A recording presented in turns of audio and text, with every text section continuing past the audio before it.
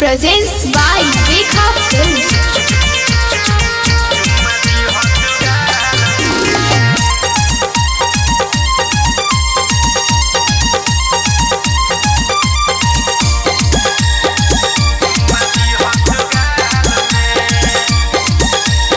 अब ना हमसे रहल जाला भाने बुरा हाल में।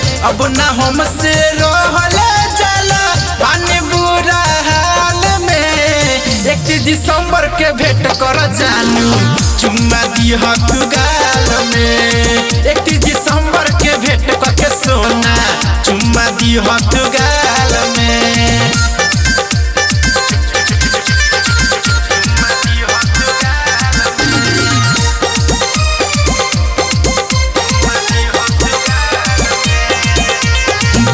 के बतिया कही हो तू हमसे साथ में पिकनिक मनई हो।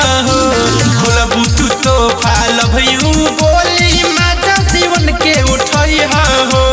तोह के इतना खुशी देहब, तोह के इतना खुशी देहब पाने न पोई बुरमाल में। 31 दिसंबर के भेंट कर जानू चुम्मा दिह तू गाल में। 31 दिसंबर के भेंट करके सोना चुम्मा दिह तू गाल में।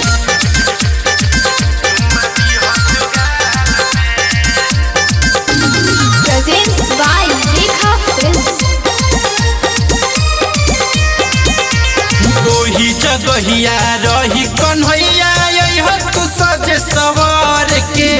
हैप्पी न्यू ईयर बोली हो ये जानू रही न डर तोरा घर के। डीजे सहजन रवि के तू, डीजे सहजन रवि के तू रखबू हमें खुशहाल में।